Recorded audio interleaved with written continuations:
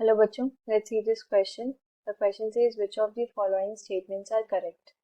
And statement 1 is proteins on hydrolysis gives only alpha amino acids. Second statement is GLN stands for glutamic acid. Third is amino acids with equal number of amino and carboxyl groups are neutral. And fourth is all naturally occurring alpha amino acids are optically active. And your options are A option is first and third, B option is first, second and fourth, C option is third and fourth and D option is second, third and fourth. तो इस question के अंदर हमें बताना है कौन सी statements correct है. So की concept of this question is proteins. की कॉन्सेप्ट क्या है यहाँ पर? Proteins and amino acids. We can say amino acids.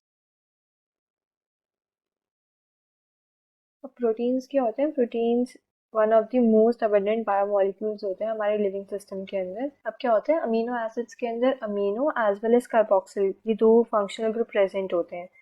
तो जो रिलेटिव पोजीशन होती है अमीनो ग्रुप की with respect to carboxyl group, उसके बेसिस पे अमीनो एसिड्स को हम ऐसे क्लासिफाई करते हैं alpha, beta, gamma and so on.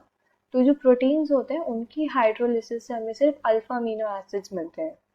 सो अगर मैं लिखूं only alpha amino acids are obtained, only alpha amino acids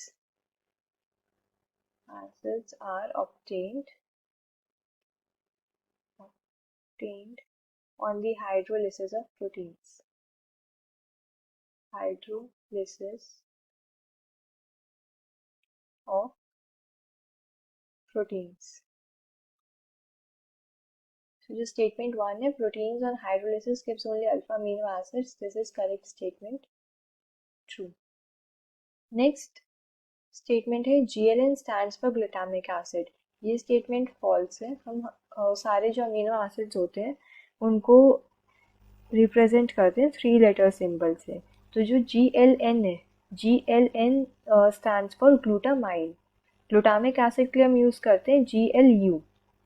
तो यहाँ पर अगर मैं लिखूँ GLN stands for glutamic acid, ये फॉल्स है. GLN की जगह हम क्या यूज़ करते हैं ग्लूटामिक एसिड के लिए? GLU for glutamic acid.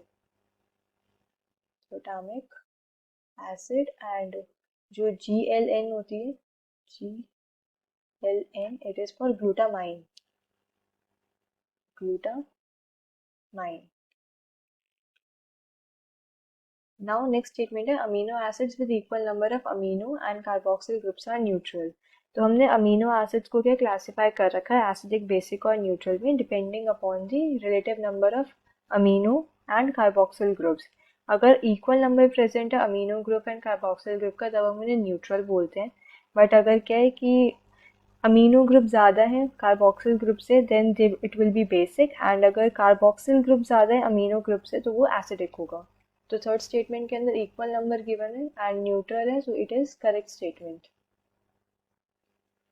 Now जितने भी अमीनो एसिड्स होते हैं नेचुरली अकरिंग अमीनो एसिड्स वो सारे ऑप्टिकली एक्टिव होते हैं accept glycine.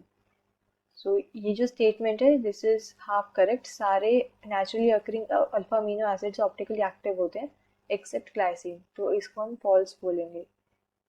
Glycine is naturally occurring amino acid but glycine क्या है? ऑप्टिकली इनएक्टिव होता है.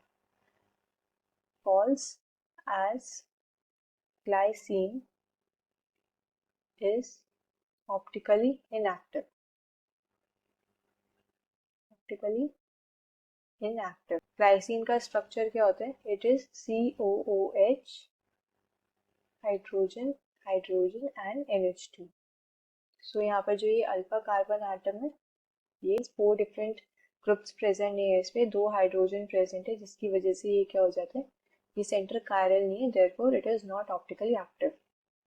तो स्टेटमेंट अगर मैं देखूँ स्टेटमेंट फर्स्ट एंड स्टेटमेंट 3 ये दो स्टेटमेंट्स करेक्ट है. Then the final answer will be option A. Hope you understood this well. Best of luck.